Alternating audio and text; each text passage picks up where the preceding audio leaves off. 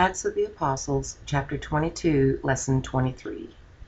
In studying this chapter, 1. To explore Paul's address to the Jerusalem mob, 2. To understand how Paul used his Roman citizenship to avoid scourging, and 3. To observe Paul taken before the Sanhedrin Council. Paul addresses the crowd as brethren and fathers in Hebrew. The mob became very quiet when they heard that. Paul began his defense by providing his background. He was a Jew, born in Taurus of Cilicia. He was brought up in Jerusalem at the feet of Gamaliel. He was taught according to the strictness of our father's law, and he was zealous toward God, just like them. Acts 22, 1-3. Brothers and fathers, listen to the defense which I now make to you. When they heard that he spoke to them in the Hebrew language, they were even more quiet. He said, I am indeed a Jew, born in Taurus of Cilicia, but brought up in this city at the feet of Gamaliel, instructed according to the strict manner of the law of our fathers, being zealous for God, even as you all are this day. Paul added that he had persecuted the way to the death. He bound and delivered men and women to prison. He acted under the high priest's and elders' authority. He called upon their witness for himself. He had received letters from them to travel to Damascus to bring those of the way back to Jerusalem for punishment. Acts 22, 4-5. I persecuted this way to death, binding and delivering into prisons both men and women, as also the high priest and all the council of elders testify, from whom I also received letters to the brothers, and traveled to Damascus to bring them also who were there to Jerusalem in bonds to be punished. Paul then described the Lord's appearance to him on the road to Damascus. At about noon a bright light shined around Paul. He fell to the ground. The Lord asked him why he was persecuting him. The Lord identified himself as Jesus of Nazareth. Paul asked, What shall I do, Lord? The Lord told him to go into Damascus, and he would be told what to do. He was led by the hand into Damascus by his companions, because he could not see. Acts 22, 6-8. It happened that, as I made my journey and came close to Damascus about noon, suddenly there shone from the sky a great light around me. I fell to the ground and heard a voice saying to me, Saul, Saul, why are you persecuting me? I answered, Who are you, Lord? He said to me, I am Jesus of Nazareth, whom you persecute. Acts 22, 9-11.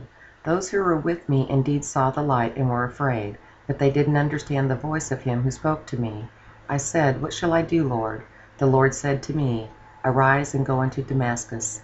There you will be told about all things which are appointed for you to do. When I couldn't see for the glory of that light, being led by the hand of those who were with me, I came into Damascus. Paul then described his obedience to the gospel when taught by Ananias. Ananias came to Paul. He restored his sight. Ananias told Paul that he had been chosen to know his will and see the just one and hear the voice of his mouth.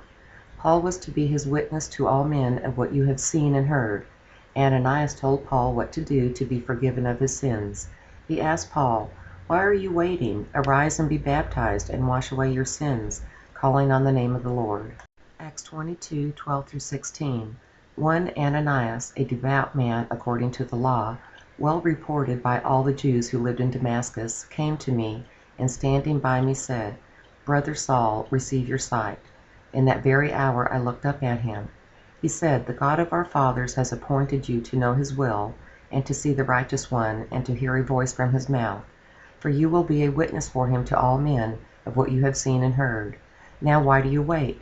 Arise, be baptized, and wash away your sins, calling on the name of the Lord. Next, Paul described how the Lord had sent him to the Gentiles. Paul returned to Jerusalem. He was praying in the temple and was in a trance. The Lord appeared to him and told him to quickly depart from Jerusalem, for the Jews would not receive your testimony concerning me. Paul attempted to explain to the Lord that he could make the Jews understand. He responded that the Jews knew of his persecution of those of the way.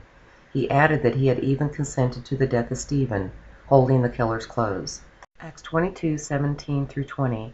It happened that when I had returned to Jerusalem, and while I prayed in the temple, I fell into a trance and saw him saying to me, Hurry and get out of Jerusalem quickly, because they will not receive testimony concerning me from you.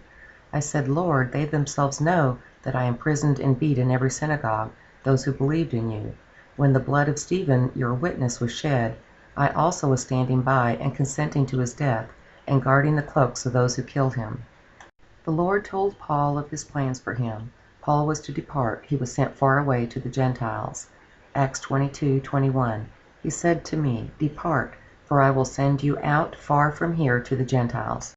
The Jews listened until the Gentiles were mentioned. When the Jews heard that he was sent to the Gentiles, they raised their voices. He is not fit to live. They tore their clothes and threw dust in the air. Acts 22:22-23. They listened to him until he said that. Then they lifted up their voice and said, Rid the earth of this fellow, for he isn't fit to live. As they cried out, and threw off their cloaks, and threw dust into the air. The Roman commander ordered that Paul be brought into the barracks. The commander wanted to know why they shouted so against Paul. He ordered that Paul should be examined under scourging. The soldiers bound Paul with thongs. Paul asked the centurion standing nearby, Is it lawful for you to scourge a man who is a Roman and uncondemned? Acts 22:24-25. The commanding officer commanded him to be brought into the barracks, ordering him to be examined by scourging, that he might know for what crime they shouted against him like that. When they had tied him up with thongs, Paul asked the centurion who stood by, Is it lawful for you to scourge a man who is a Roman and not found guilty? The centurion told this to the commander. The commander asked Paul if he was a Roman citizen, and Paul affirmed that he was. The commander then indicated that he had purchased his citizenship at a great price. However, Paul noted that he was a Roman by birth. The soldiers were frightened by this. They were afraid because they had bound a Roman citizen and they were about to scourge him. Acts 22:26-29. When the centurion heard it, he went to the commanding officer and told him, Watch what you are about to do, for this man is a Roman. The commanding officer came and asked him, Tell me, are you a Roman? He said, Yes. The commanding officer answered, I bought my citizenship for a great price. Paul said, But I was born a Roman. Immediately those who were about to examine him departed from him, and the commanding officer also was afraid when he realized that he was a Roman, because he had bound him. The commander still wanted to know why he was accused by the Jews. The next day Paul was released from his bonds. The chief priests and the council were commanded to appear, and Paul was brought before them. Acts 22:30. But on the next day, desiring to know the truth about why he was accused by the Jews, he freed him from the bonds and commanded the chief priests and all the council to come together, and brought Paul down and set him before them. Acts of the Apostles, chapter 22, lesson 23, the end.